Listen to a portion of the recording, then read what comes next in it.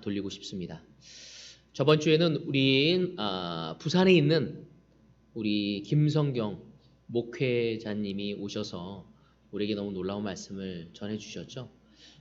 그 말씀이 참 저에게 도전이 되었고 또 영감을 받는 시간이었습니다.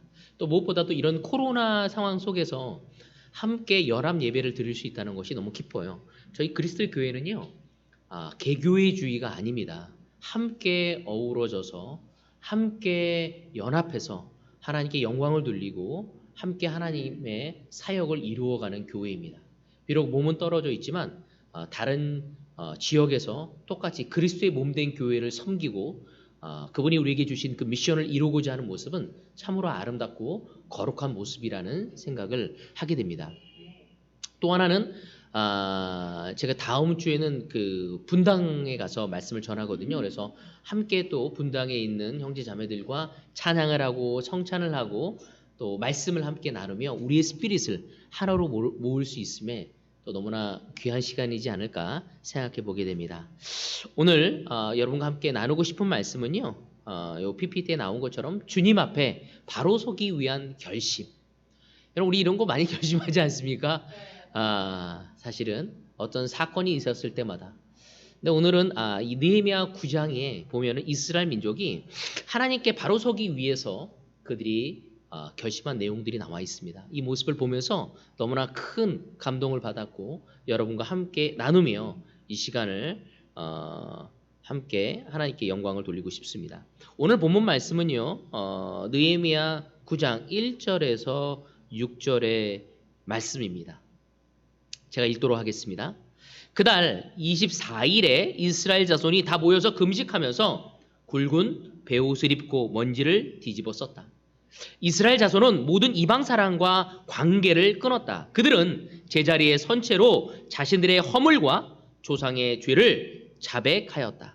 모두들 제자리에서 일어나서 낮의 4분의 1은 주 하나님의 율법책을 읽고 또 낮의 4분의 1은 자기들의 죄를 자백하고 주 하나님께 경배하였다.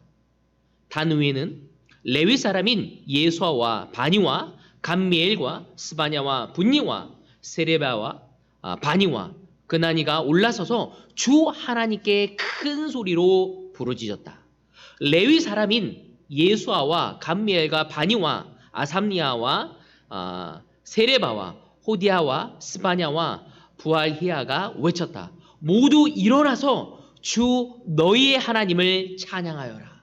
영원전부터 영원까지 주님의 영원하운 이름은 찬양을 받아 마땅하다. 어떠한 찬양이나 송축으로도 주님의 이름을 다 기를 수가 없습니다. 주님만이 홀로 우리의 주님이십니다. 주님께서는 하늘과 하늘의 위의 하늘과 거기에 딸린 별들을 지으셨습니다. 땅과 그 위에 있는 온갖 것, 바다 그 안에 있는 온갖 것들을 지으셨습니다. 주님께서는 이 모든 것에서 생명을 주십니다. 하늘의 별들이 주님께 경배합니다. 아멘. 너무 놀랍지 않습니까? 우리는 지난 시간에 우리 가족 예배 시간을 통해서 느헤미야 8장을 통해서 말씀에서의 그 성장에 대해서, 부흥에 대해서 들었습니다. 오늘 말씀의 그 성장, 성숙 이후에 이스라엘 백성들의 변화의 모습이 기록되어 있는 거죠. 하나님의 말씀에 부흥되어진 다음에 그들이 어떠한 변화의 모습을 갖게 되었는지를 기록한 것이 바로 9장의 말씀입니다. 8장에서는 에스라가 바로 말씀 선포가 있은 후 이스라엘 백성들의 마음에는 영적인 그 말씀을 사모하는 그 부흥이, 그 성숙함이, 그 성장이 일어나기 시작합니다. 그들은 과거 자신들이 나라를 잃고 또 포로로 살았던 이유, 또 포로로 돌아와 여전히 고난과 환난 중에 사는 이유에 대해서, 그 이유가 하나님의 말씀인 율법을 지키지 않아서라는 것을 깨닫게 된 것입니다. 그리고 과거 그들의 조상들의 죄와 현재 자신들의 죄를 하나님 앞에 고백하게 됩니다. 여러분, 말씀의 부흥과 함께 과거와 현재의 잘못을 교훈 삼아서 하나님 앞에 온전히 바로 서기를 결심하게 되는데 오늘 이 본문의 내용이라는 거죠. 우리는 오늘 이 본문의 말씀을 통해서 이 말씀의 그 어떤 은혜로 그 말씀의 어떤 부흥을 경험한 이스라엘 백성들이 하나님 앞에 바로 주님 앞에 바로 서기 위해서 자신들이 마음먹기로 행한 그 결심, 그 모습들을 살펴보면서 참된 하나님의 백성이 하나님 앞에 올바로 서기 위해서 회복되어야 할 것들이 무엇이 있는지에 대해서 알아보는 그 시간을 가져보도록 하겠습니다. 오늘 첫 번째 포인트는요. 그들이 하나님의 백성으로서 하나님 앞에 올바로 쓰기 위해서 회복되어지기 위해서 해야 할 첫 번째는 행한 행동이 무엇이었냐면 간절함이 있어야 한다는 것입니다. 오늘 이 시간 여러분들이 하나님의 말씀을 깨달았다면 하나님 말씀에서 성숙함과 그 성장이 이루어졌다면 우리가 해야 할 것이 무엇인지 바로 하나님 앞에 간절함을 가져가야 한다는 것입니다. 함께 느헤미야 9장 1절 본 구절이지만 다시 한번 제가 읽겠습니다. 그날 24일에 이스라엘 자손이 다 모여서 금식하면서 굵은 베옷을 입고 먼지를 뒤집어 썼다. 그들이 말씀을 경험한 뒤 말씀의 그런 어떤 간절한 마음, 말씀을 통해서 어떤 자유한 마음, 말씀을 통해서 어떤 해방된 마음, 어떤 깨달음, 어떤 뜨거운 마음을 경험하고 나서 이스라엘 백성은 더욱 더 말씀을 알아가기를 소망하는 모습을 볼 수 있습니다. 여러분 그들은 일주일이라는 시간 동안 정말 새벽부터 정오까지 말씀을 듣고 배우는 기쁨을 가져갔다는 것을 우리는 볼 수 있습니다. 이제 말씀을 배우고 말씀에 대해서 깨달음을 얻고 이제는 이 말씀을 붙들고 하나님의 백성답게 사는 모습이 필요했던 것입니다. 우리가 말씀을 듣고 자유를 얻었다면 오늘 이스겔 자매도 성찬을 하면서 그 창세기를 통해서 정말 하나님이 복음 전에 정말 아담과 하와를 통해서 어떻게 우리에게 예수님이 오실 것을 약속하셨는지에 대해서 이야기를 나눴죠. 우리가 그런 깨달음을 얻었을 때 마음이 어땠습니까? 마음이 어땠어요? 너무 놀랍고 흥분되고 와 나를 이렇게 사랑하시는구나. 나를 위해서 예수님이 오시기 2000년 전보다 그 수천 년 전에 하나님은 우리에게 자유를 주시기 위해 우리에게 은혜를 베풀기 위한 계획이 있었다는 이야기는 너무 흥분되지 않습니까? 여러분의 배우자가 여러분의 생일을 축하하기 위해 여러분을 사랑하기 위해 준비되었던 어떤 이벤트라든지 또 준비되었던 어떤 감동적인 어떤 사랑의 이야기를 여러분들이 듣게 된다면 마음이 어떻겠습니까? 너무 감동받잖아요. 지원이가 정말 남편 준호에게 그러한 계획이 되었던 걸 들었다면 알게 되었다면 마음이 어떻겠어요? 너무 따뜻해. 야, 내가 결혼을 너무 잘했구나. 정말 준호 씨가 나를 너무너무 사랑하는구나. 우리가 그런 마음을 갖지 않습니까? 바로 그들은 그것을 깨닫게 된 것입니다. 바로 그들은 하나님 앞에 자신에게 임한 그 부흥이, 그 깨달음이, 그 놀라운 은혜가 바로 이제는 사그라지지 않고 정말 간절하게 기도합니다. 우리가 우리의 사랑을 느꼈었을 때 그 사랑이 영원하기를 원하는 것처럼 이스라엘 민족도 그 하나님의 그 사랑을 느끼고 감동받고 변화되어지고 그 자유함을 느끼는 그거를 사그라지기를 원하지 않았어. 그래서 필요했던 건 간절함이었습니다. 이스라엘 백성이 하나님 앞에 금식하고 굵은 베옷을 입고 먼지를 뒤집어 썼다고 이 9장 1절에 보면 나와 있습니다. 여러분 이거는 이스라엘 백성들이 취할 수 있는 최대의 간절함이죠. 사실 이스라엘 민족은요 금식하고 굵은 베옷을 입고 먼지를 뒤집어 쓸 때가 언제냐면요 부모님이 돌아가시거나 아니면 매우 슬픈 일을 당할 때 인생 중에서 큰 위기를 만날 때 바로 1절과 같은 행동들을 하게 됩니다. 이스라엘 백성은 지금 말씀의 부흥을 느낄 때였어요. 와, 막 감동을 느끼고 우리의 감정과 우리의 마음과 그 모든 것이 하나님을 향해서 와, 너무 사랑받는 느낌, 특별하다는 느낌, 자유한 느낌을 막 느낄 때였어. 근데 그들은 1절과 같은 행동을 하게 됩니다. 금식하고 티끌을 뒤집어 쓰면서 삼배의 옷을 입으며 하나님께 구하고 있었습니다. 무엇을 위해? 이것이 사그라지지 않고 계속 가게 하기 위해서. 죄를 지은 게 아니라 지금 너무 그런 뜨거운 마음, 우리 승혜가 창세기를 통해서 너무 느끼고 이 성찬의 시간에 그것을 나누고 싶었던 그런 열정, 여러분들 그런 거 느끼지 않았습니까? 그때 그것을 느끼는 것을 끝까지 가기 위해서 했던 것이 뭐냐면 간절한 마음이었다는 것입니다. 이스라엘 백성이 마음이 그만큼 간절히 하나님을 갈망했음을 우리는 볼 수 있습니다.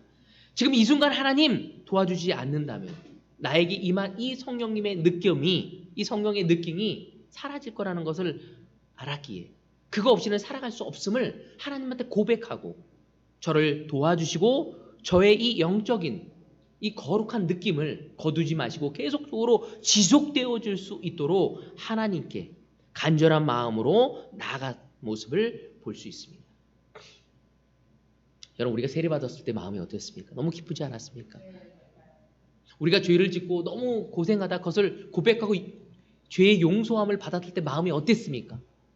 너무 날아갈 것 같고 자유롭지 않습니까? 여러분, 지금 이러한 마음이 우리에게 필요하지 않습니까? 우리가 못 지낼 때에도 우리가 티끌을 뒤집어 쓰고 삼배옷을 입고 금식하는 것도 필요하지만 우리가 영적으로 잘 지낸다면, 그런 은혜를 느꼈다면 이런 간절한 마음은 우리에게 더더욱 필요하다는 것입니다. 하나님을 갈망하는 마음, 하나님을 더 알아가고 싶고 더 가까이 하고 싶은 마음. 그래서 하나님이 우리를 떠나시면 안 된다는 그런 마음을 보여드리고 그분을 찾고 그분 앞에 간구할 수 있는 우리가 될 수 있어야 합니다. 여러분, 우리가 사랑하는 사람이 나와 함께하고 싶어하고 나와 정말 이렇게 모든 것을 동고동락하며 즐거움을 나누고 싶은 마음을 느꼈을 때 우리가 행복했던 것처럼 바로 주님 또한 이스라엘이 다시 한번 느헤미야를 통해서, 에스라를 통해서 성전이 재건되어지고 그들의 마음을 재건하기 위해서 말씀이 선포되어지는 가운데 일주일 동안 새벽부터 정오까지 말씀이 선포되어졌을 때 그들이 그것을 깨닫고 그들의 죄를 회개하고 영적으로 기쁨을 충만한 그 시점에 그들은 그것이 사라지지 않기 위해 하나님께 매달리며 간구하는 모습을 볼 수 있습니다. 여러분, 우리가 하나님 앞에 올바로 서기 위해서 우리의 필요한 마음은 바로 간절한 마음이라는 것입니다. 바로 이스라엘 민족은 이제 성전도 세워졌고 하나님의 말씀이 놀랍게 에스라를 통해서 그 말씀이 선포할 때 이해를 못할까 봐 그 중간에 인도자들이 다 서서 그것을 이해시키려고 노력하면서 그들은 너무 내가 얼마나 특별한 존재인가 하면서 너무나 그 환희에 젖었던 그 마음이 사그라지지 않게 하기 위해서, 사라지지 않게 하기 위해서 하나님께 간절한 마음을 가져가는 모습은 저에게 너무나 큰 도전이 되었습니다. 우리는 그렇게 느끼면 우와 좋다 하고 끝날 때가 많은데 이들은 그 관계를 영원히 가져가기 위해 하나님께 부르짖는 그 모습을 볼 수 있는 것입니다. 오늘 첫 번째, 우리가 주님 앞에 바로 서기 위해서 우리의 거룩한 결정, 어떤 결정이 필요하냐면 간절한 마음이 필요하다는 것입니다. 두 번째 포인트, 여러분, 우리는 세상을 거절하려는 단호한 마음이 필요합니다. 우리 2절 같이 계속 보도록 할까요? 느헤미야 9장 2절. 이스라엘 자손은 모든 이방 사람과 관계를 끊었다. 저는 이 구절을 읽으면서 눈이 떼어지지 않았습니다. 그들이 말씀을 열심히 듣고 나서 한 게 뭐냐면 모든, 몇몇이 아닙니다. 모든 이방 사람과의 관계를 끊었다고 얘기하고 있습니다. 그들은 제자리에 선체로 자신들의 허물과 조상의 죄를 고백하였다고 이야기하고 있습니다. 여러분, 여기서 보면 관계를 끊었단 말이 나옵니다. 여러분, 이스라엘 민족이 가장 많이 타락한 이유가 뭘까요? 바로 그들이 가장 타락할 수 있도록 영향을 끼쳤던 이유는 무엇일까? 그건 다름 아닌 하나님을 믿지 않는 이방인들과 교제하면서 살기 시작하면서 그들은 죄를 짓기 시작합니다. 그래서 우리가 신명기를 보면요, 이스라엘 민족이 약속의 땅에 들어가기 전에 그들이 그렇게 갈망했던 그 이집트에서 해방이 되어서 또 광야에서 40년 동안 생활하고 이제 드디어 하나님의 허락한 그 적과 꿀이 넘치는 그 약속의 땅에 들어가기 전에 바로 하나님은 모세를 통해서 너희들이 그 가나안 땅에 들어가면 이곳을 조심해라 라고 한 게 뭘까요? 이방인들을 다 몰아내라고 이야기하고 있습니다. 왜? 그들은 그들에게 영향을 줄 것을 알고 있었기 때문에. 여러분, 이스라엘 민족은요, 무슨 유목민족이었습니다. 40년 동안 돌아다녔어. 노예 생활했고. 근데 그 가나안 땅은 정착 생활을 해야 하는 곳이었습니다. 얼마나 멋있어 보였겠습니까? 모든 것이 정착되어 있으니 얼마나 규칙적으로 보이고 얼마나 화려해 보이고. 여러분, 우리가 여행하면서 뭐 사기도 어렵잖아요. 근데 집을 사고 떠나지 않으면 뭘 고치고 뭐 만들고 얼마나 화려해집니까? 우리 주영이가 떠돌아다녔었을 때와 집을 사서 그 집은 어떻습니까 지금? 그 집이 좋아지지 않았습니까? 가끔가다 이게 내 집이 맞나 뭐 이렇게 느낄 정도로 이렇게 되어지는 거거든요, 사실은. 그러니까 이스라엘 민족도 그러지 않았겠습니까? 정착되면서 하나하나 애드되어졌던, 더해졌던 그러한 기술력과 편안함과 화려함과에 노출되어지면서 그들을 밀어내야 하는데도 불구하고 그들을 밀어내지 못하고 함께 거하고, 그러며 끝내는 그들은 이방인들에 의해서 죄를 짓게 되고 하나님과 멀어지는 모습을 보게 됩니다. 그래서 모세는 강력하게 충고를 하게 된 것입니다. 그들이 이방인과 교제를 하면서 그들과 남자와 여자와 함께 결혼하게 됩니다. 사랑은 국경도 넘는다고 하지 않습니까? 그렇지 않습니까? 그러면서 어떻게 됩니까? 그러고 끝나는 것이 아니죠. 그러면서 그들과 더불어 살면서 그들이 믿는 그 신도 섬기면서 하나님을 믿고 따라가는 삶의 양식과 가치관을 오히려 영향을 주기보다는 하나님의 백성인데도 불구하고 그들에게 그 삶의 양식과 가치관에 영향을 받게 되면서 타협하게 되어지면서 우리는 과거의 죄인으로 다시 돌아갈 수밖에 없는 이스라엘 민족을 보게 될 수 있습니다. 바로 이스라엘 민족은 그것을 회개하고 또 그렇지 하지 않겠다고, 더 이상 이제는 세상 사람과 관계를 끊겠다고 선언을 하고 있는 모습인 것입니다. 그렇다면 여기서 느헤미야 9장 2절에 보면 이방 사람과 관계를 끊겠다는 말은 무슨 의미일까요? 그들과 절교한다는 것입니까? 아예 세상과 등을 돌리고 등지고 살아가는 의미입니까? 이건 결코 그렇지 않습니다. 세상과 영원히 담을 쌓고 산속에 들어가 살아가는 것이 아니라, 그렇다면 가나안 땅으로 가게 하지 않았겠죠. 정글로 가게 했겠죠. 오지로 가서 아무도 올 수 없는 곳으로 하나님이 인도하셨을 거예요. 하지만 적과 꿀이 넘치고 거기 너무나 많은 사람들이 살고 싶은 땅으로 보내시게 된 겁니다. 여러분, 우리는 세상에서 부르심을 받았습니다. 그렇지 않습니까? 우리가 산속에서 돌을 닦다가 부르심을 받은 게 아니라 세상에서 죄를 짓고 갈망하고 어려운 삶을 살고 있을 때 하나님은 그 세상에서 우리를 부르셨습니다. 그리고 우리는 그 부르심에 응하게 된 거죠. 하나님을 믿고 또 구원을 받고 우리가 세상에서 계속 남아서 이 땅에 영향을 줄 수 있도록 이 세상은 우리가 하나님의 사명과 소명을 이루어야 할 장소로서 허락하신 것입니다. 하지만 명심해야 할 것은 뭐냐면 우리의 육신은 아직 세상에 살고 있지만 바로 영혼은 하나님의 나라에 있다는 사실을 기억해야 한다는 것입니다. 승혜가 지금 대구 땅에 있지만 몸은 어디에 있다고요? 대구에 있지만 승혜의 영혼은 하늘나라를 기다리며 하나님의 나라의 가치를 가지고 살아가는 하나님의 딸, 하나님의 자녀라는 것입니다. 여러분, 예수님은 세상에 내려오셔서 제자들을 삼고 그들과 함께 생활하며 이 제자들을 어디로 보냐면 세상으로 내보내십니다. 세상에 얼마나 죄가 많은지도 알지만 세상에 보내십니다. 세상에 보낸 이유가 뭘까요? 같이 죄를 짓고 같이 술에 취하고 같이 이기심과 시기심을 발휘하고 세상 사람처럼 있는 것, 물질적인 것을 통해 만족을 채우기 위해서 우리를 보내신 건가요? 아니요. 세상의 가치보다 하나님의 가치가 얼마나 놀라운지를 우리를 통해 이 세상에 알려주기를 원하는 것입니다. 우리의 소망은 이 세상 사람처럼 더 큰 집, 더 큰 차, 더 큰 돈, 더 큰 명예, 더 큰 편안함이 아니라 바로 하늘의 소망, 하늘의 기업을 받게 될 것에 대한 소망을 가져가야 한다는 것입니다.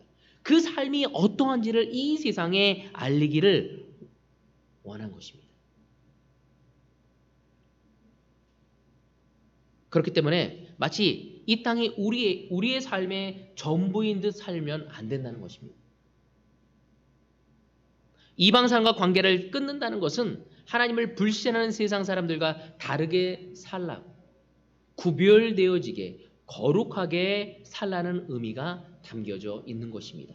그들을 등지고 그들을 피해 산속으로 가서 이 세상 물질과 모든 것을 담쌓고 살아가는 것이 아닙니다. 우린 그들 속에 들어가서 진정으로 하나님에게 소망을 둔 자가 어떠한 삶인지, 하나님에게 소망을 둔 사람의 부부관계가 무엇인지, 하나님께 소망을 둔 사람들이 자녀 양육을 어떻게 하는지, 하나님에게 소망을 둔 자가 이 세상의 경제적인 어려움 속에서 어떻게 극복해 나가는지, 나와 다른 생각을 가지고 나를 미워하는 사람을 하나님께 소망을 둔 자가 어떻게 해결해 가는지를 보여주기 위해 우리는 이 세상에 나아가라고 부르심을 받은 것입니다. 세상은 우리가 복음과 믿음으로 변화시켜야 할 장소라는 것입니다. 오히려 세상의 유혹에 빠져서 변화는커녕 이 세상에 의해서 잠식되어져서는 안 된다는 거죠.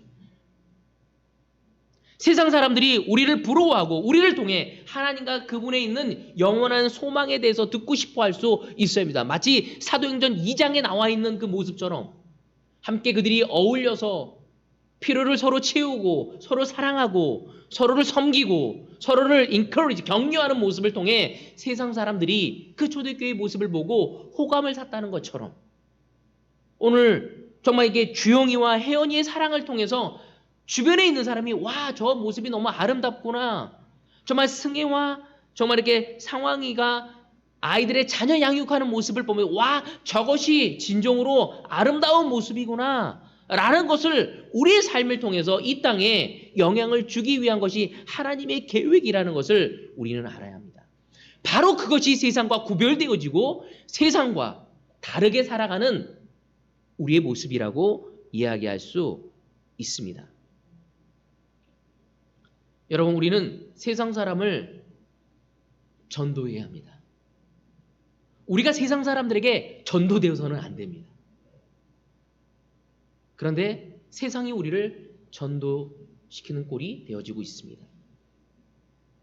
여러분, 기독교가 그렇습니다. 세상의 방법으로 교회를 성장시키려고, 세상의 방법으로 교제를 하고, 세상의 방법으로 교회를 끌어가려고 한다면 그건 옳지 않습니다. 여러분, 여기서 관계를 끊는다는 것은 세상의 유혹과 세상의 그 화려함과 절교하라는 것입니다. 하나님의 뜻과 반대되는 행동의 유혹에 있어서 바로 거기에서 절교하고 하나님의 말씀으로 살기로 결심해야 한다는 것을 의미하는 것입니다. 우리는 이 세상에 속하면서도 동시에 이 세상에 속하지 않은 사람들입니다. 오늘 이스라엘 백성들이 이 사실을 깨닫고 세상의 유혹을 등지고 세상의 악한 영향을 절교하기로 결심했던 것처럼 우리 또한 이러한 믿음의 결심 너무나 필요합니다. 우리 역시 이 세상과 구별되어 거룩한 참된 하나님의 백성답게 살기로 결심하는 우리 모두가 될 수 있도록 합시다. 세 번째는 이 9장에 보면요, 간절함이 있었고 그 다음에 세상과 등지고자 하는, 바로 거룩하게 살고자 하는 말씀이 있었고요. 세 번째는 그들이 한 게 뭐냐면 하나님을 찬양했다는 것입니다. 느헤미야 9장 5절 같이 보도록 하겠습니다.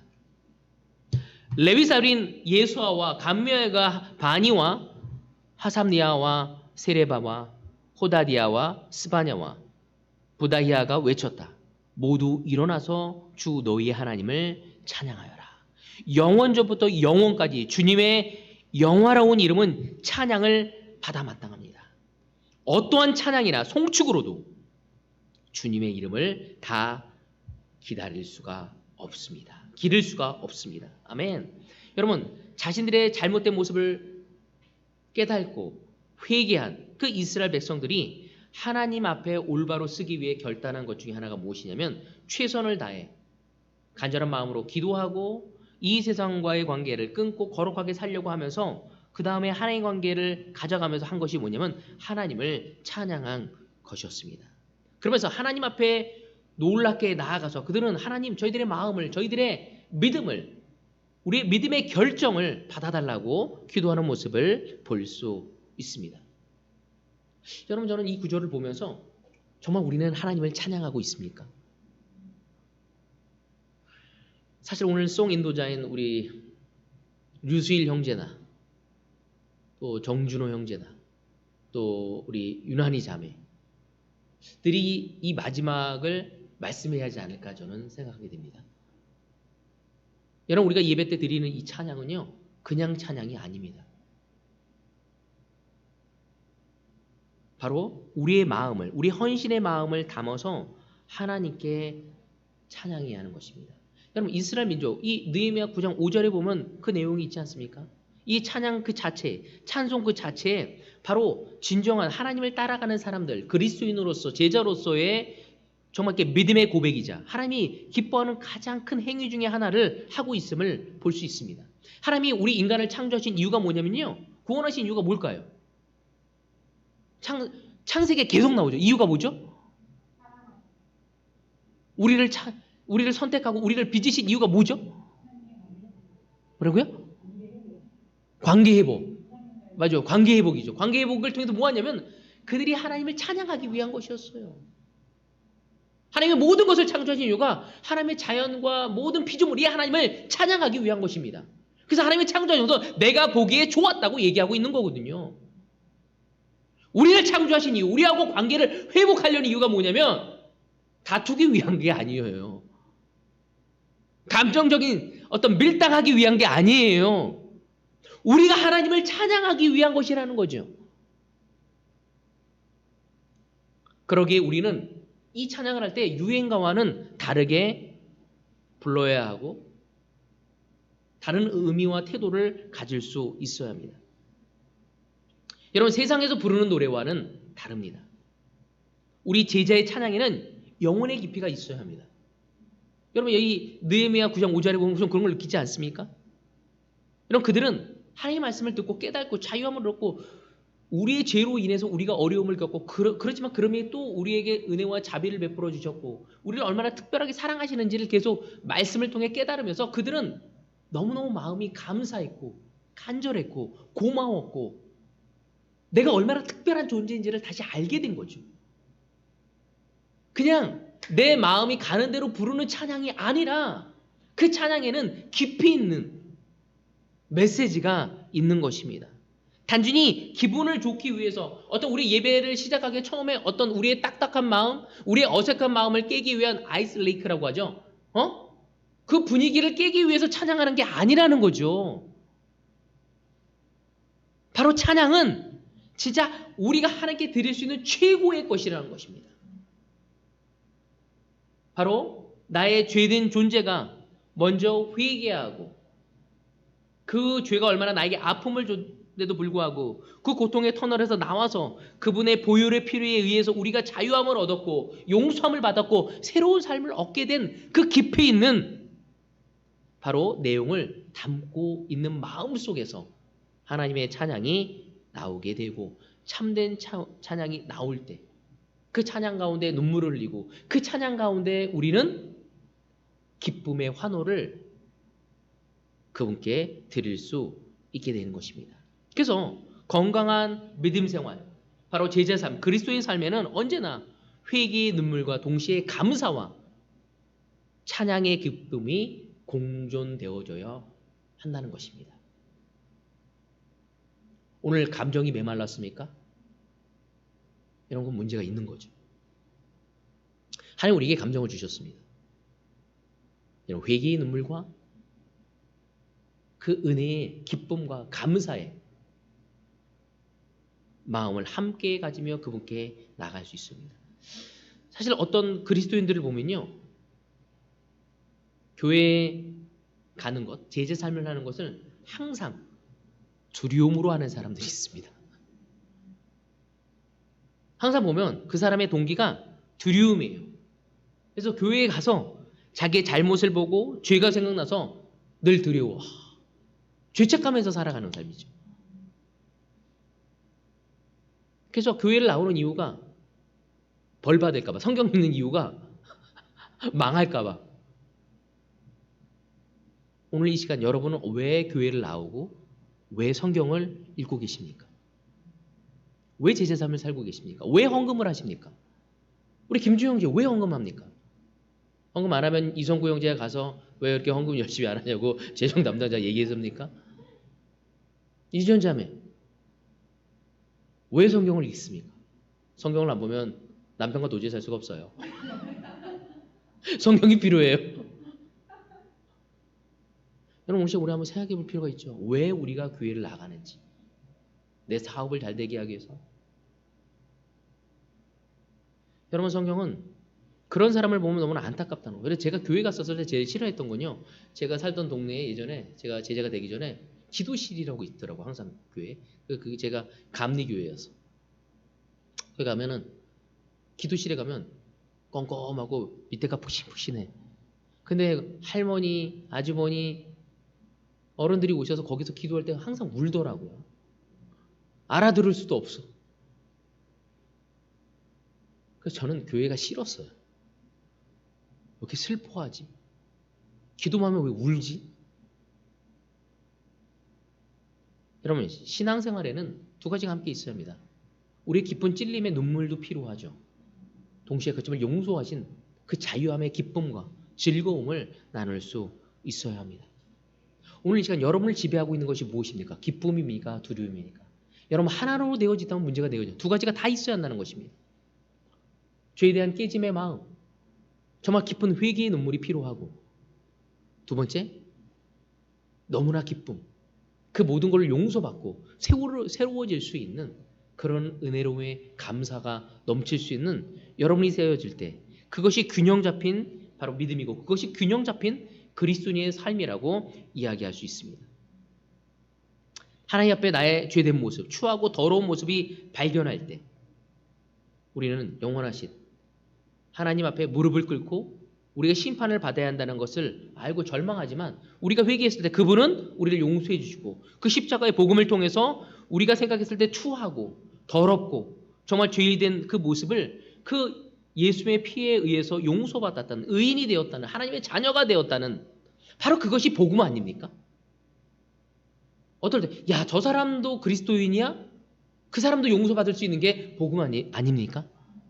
그것이 얼마나 우리에게 큰 기쁨입니까? 죄의 상태에서 절망했던, 죄에부터 자유롭지 못했던 우리가 복음을 통해서 우리가 용서받고 새로워질 수 있고, 그것이 우리의 기쁨이고 즐거워할 수 있는, 바로 그것이라고 저는 생각해요. 바로 그것이 온 마음으로 하나님께 찬양할 수 있는 모습이지 않나라는 생각이 듭니다. 저는 가끔 찬양을 하다 보면, 하나님께 감사하다 보면 제 국어가 너무 딸리다는 느낌을 많이 받아. 그냥 감사합니다, 고맙습니다, 이렇게 놀랍습니까? 왜 이런 단어로 정말 이렇게 마무리되어지는지. 근데 시편을 읽다 보면요, 너무너무 아름답습니다. 찬양을 하다 보면은 그런 은사를 가지고 있는 형제 자매들이 만들어 놓은 그 가사와 정말 그 음이 우리의 마음을 더 부드럽게 만들지 않습니까? 나는 항상 하나님께 나의 영혼을, 그 찬양을 하면서 이렇게 눈물을 흘렸던 기억이 늘 납니다. 예전의 죄를 기억지 마소서. 하나님은 기억하지 마시고 내가 자꾸 기억이 나. 그 눈물을 흘리며 하나님께 찬양했던 시간이 있습니다. 이처럼 신앙의 길에는 언제나 두려움과 기쁨이 함께 공존합니다. 이 두 가지가 함께 공존되어지면서 우리는 하나님 앞에 겸손하게 나아갈 수 있어야 합니다. 여러분 진정한 찬양은요, 진정한 회개가 있어야 한다는 거죠. 진정한 찬양은요, 내가 하나님 앞에 주일임을 깨닫고 그 은혜로움을 감사함을 느낄 때 찬양할 수 있다는 것입니다. 여러분, 우리가 찬양할 때 다른 사람을 보면요, 그 사람이 정말 온 마음으로 찬양하는지 아닌지 알 수 있습니다. 저는 우리가 찬양하는 부분에 있어서 우리 대구 그리스도교회가 회개해야 한다고 생각합니다. 영혼 없는 찬양, 가사만 그냥 부르는 찬양, 여러분 그렇게 돼서는 되지 않습니다. 정말 우리의 죄가 무엇인지를, 얼마나 무거운지를 알고 거기에 대한 깊은 회개의 눈물의 마음을 갖고 또 예수 그리스도에 의해서 그 용서받았다는 그 자유함을, 그 은혜의 그 위대함을 깨닫고 마음에 담고서 찬양한다면 우리는 하나님께 정말 온 마음으로 찬양을 드리고 그분이 우리의 찬양을 온전히 그대로 받아들일 수 있지 않을까 생각합니다. 우리 송 인도자부터 시작해서 우리 모두가 그렇게 되어지고 끝내는 우리가 부르는 찬양뿐만 아니라 우리의 삶 자체도 그분께 찬양을 드릴 수 있는 우리가 되어지기를 저는 바라고 싶습니다. 여러분 9장에 보면 7절에서부터 그 마지막까지 보면요, 그들이 이스라엘 민족이 그 불순종의 죄악 때문에 어떠한 대가를 치렀는지에 대한 이야기를 계속적으로 하고 있습니다. 요약되어져 있습니다. 하지만 그럼에도 불구하고 그 민족의 하나님의 은혜와 자비가 허락되어졌음을 보여줄 수 있습니다. 그래서 그들은 너무나 감사한 나머지 9장 38절에 보면 이런 이야기를 하고 있습니다. 제가 9장 38은 안 집어넣네요. 제가 읽겠습니다. 이 모든 것을 돌이켜 본 뒤에 우리는 언약을 굳게 세우고 그것을 글로 적었으며 지도들과 레위 사람들과 제사장들이 그 위에 서명하였다. 아멘. 그들은 너무나 감사해서 간절함을 가지고 정말 이 세상과의 정말 이렇게 등을 돌리고 거룩하게 살기로 결정하고 그 다음에 하나님을 찬양하면서 그들이 마지막 한 게 뭐냐면요, 자신의 결정을 문서로 남기는 모습을 보게 됩니다. 그리고 언약을 굳게 세우고 그것을 글로 적어서 서명하자는 이야기들이 나오게 되어집니다. 마치 남녀가 서로 너무 사랑해서 우리 영원히 같이 하자 하면서 결혼 서약을 하듯이 서로 사랑하고 서로 아끼고 서로 대한 책임과 의무와 헌신을 다하기로 한 그 서약, 부부관계로서 소홀하지 않겠다는, 바로 서로를 위해서 헌신하겠다는 그 서약서를 쓰는 것처럼 바로 이스라엘 민족도 지금 하나님 앞에 이런 서약하는 모습을 볼 수 있습니다. 저는 이 모습을 보면서 우리도 그렇게 되어야 하지 않나? 우리도 서약해야 하지 않나? 한번 처음 제자가 됐을 때 대가 계산이 서약으로 끝나는 것이 아니라 매일매일을 그분과 시간을 보내면 내가 어떠한 삶을 그분께 드리고자 하고 당신이 내 삶에 무엇을 허락하셨는지를 기억하며 갈 수 있는 우리 모두가 되어지기를 저는 바라고 싶습니다. 여러분, 고질적인 죄가 우리의 삶에 아직 남아 있습니까? 또한 우리가 아직 정말 우리의 죄에서 해결하지 못했습니까? 하나님의 백성으로서 그 기대에 미치지 못하는 삶을 살고 있습니까?